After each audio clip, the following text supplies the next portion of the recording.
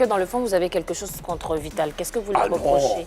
Non. Exactement. Mais pourquoi je peux avoir quelque chose contre Vital? D'abord, elle et moi, on ne joue pas dans la même équipe. D'accord. Oui, on n'est pas de la même génération.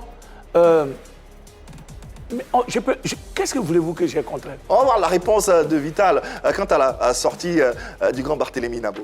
Donc j'aurais voulu que tu m'encourages en me donnant des conseils plutôt que de me dénigrer, de me rabaisser, de m'amener vers la mort. Parce qu'en faisant ça, c'est comme si tu veux que je meure.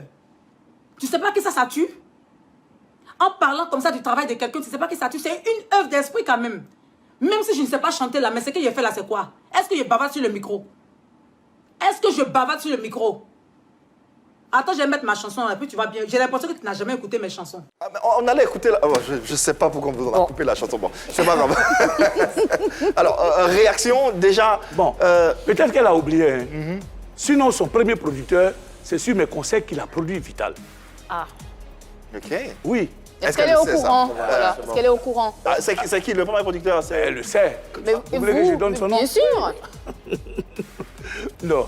Elle sait très bien que son premier producteur, il a demandé des conseils auprès de moi et Boui de Fer pour qu'on produise Vital.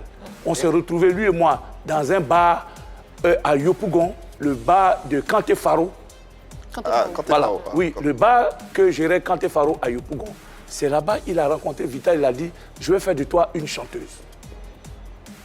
Il s'appelle Aïzé Lafontaine. D'accord. Et c'était son premier producteur. Et Aïzé m'a demandé je vais la produire. Je lui ai dit, elle est bien jolie. Maintenant, si elle apprend à chanter, mais je pense que tu peux la produire. C'est comme ça qu'il a produit le premier album de Vital. Elle le sait. Peut-être qu'elle ne sait pas que derrière, on a donné des conseils à Aïzé pour le faire. Mais pourquoi voulez-vous que je sois contre une chanteuse? On ne le veut pas. On ne le veut pas. En tout cas, le constat est clair. Vous n'aviez pas de mauvaises intentions. Mais tout compte fait, vos propos ont été repris sur la toile. Vos propos ont soulevé de vives réactions. Vous fonctionnez en Vous n'étiez pas du tout tendre avec elle. En toile. tout cas, ces propos n'étaient pas tendres envers vous. Oui, non, mais moi, ce n'est pas mon problème. Moi, je vous dis, ce n'est pas mon problème. Moi, je dis ce que je pense. Si quelqu'un d'autre sur la toile dit qu'il ne partage pas mon point de vue, c'est juste.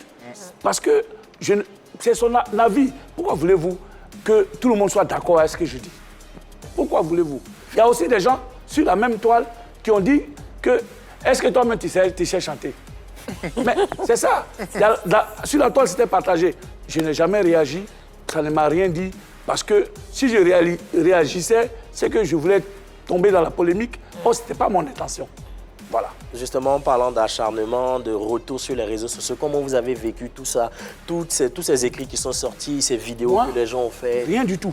Vous les lisiez quand même? De temps en temps, c'est mes enfants qui lisaient. Ils faisaient des captures d'écran, on m'envoyait. Mais rien du tout. Moi, j'ai vu pire que ça. On a fait des émissions à la télé où, après, on nous envoyait la police. Et puis nous, on a fui pour aller en Guinée. Vous avez fui? Ben oui. Ah bon? Vous avez fui pour aller en Guinée? Pourquoi vous fuyez si vous... Et à l'aéroport, le policier me dit, vous allez en Guinée, mais on est au courant, mais on vous laisse partir. Ah ouais. Bon, on a rigolé. Mais en fait, on ne nous voulait pas du mal, mais nous, on a pris peur. Mais donc, j'ai vécu beaucoup de choses. Mais vraiment... Mais après tout ce qui s'est passé, est-ce que vous avez eu un peu de temps pour discuter avec elle depuis cette affaire? Est-ce que vous en avez parlé tous les deux? Mais ce n'est pas mon travail, je ne suis pas son manager. Ouais, J'ai discuté avec David Taïro qui m'a demandé, il m'a dit, ah, Vital m'a contacté pour que je l'aide à faire son album. J'ai dit, c'est une bonne chose. J'ai dit, c'est une bonne chose. Depuis l'affaire, hein? Mais oui, il n'y a pas longtemps. J'ai dit, mais c'est une bonne chose.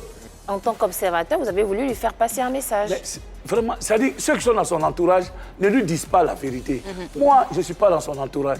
Moi, je suis critique artistique. Ouais. Et c'est mon droit et mon rôle de dire à telle ou telle personne, ça ne va pas. Aujourd'hui, en tant que critique, comme vous le disiez tout à l'heure, qu'est-ce que vous aimeriez que les Ivoiriens retiennent de vos mots? Sur quoi? Sur cette histoire? Oui, sur cette histoire. Mais qu'elle me contredise en chantant correctement. C'est tout. Elle dit qu'elle va faire un concert. J'ai lu ça, on m'a fait capture d'écran, mes assistants. Je lui ai dit, mais c'est une bonne chose. Même si elle vend les tickets, je serai le premier à acheter les tickets. Vous serez à son concert? Comment? Vous serez à son concert? Mais bien sûr. Parce que vous l'aimez ou pour vérifier qu'elle... Non, c'est pas une question d'aimer. C'est une question que mon travail, c'est d'aider les artistes ivoiriens. Parce qu'en fait, ils se sont arrêtés sur cette parenthèse. Mais il fallait écouter toute l'émission. Finalement, qu'est-ce que vous voulez qu'on retienne de cette sortie, finalement, en quelques phrases en Je amont? n'ai rien contre elle. Voilà. Je n'ai rien contre Vital. Tout comme je n'ai rien contre les artistes. Ouais. Franchement, si tu ne sais pas chanter, il ne faut pas chanter.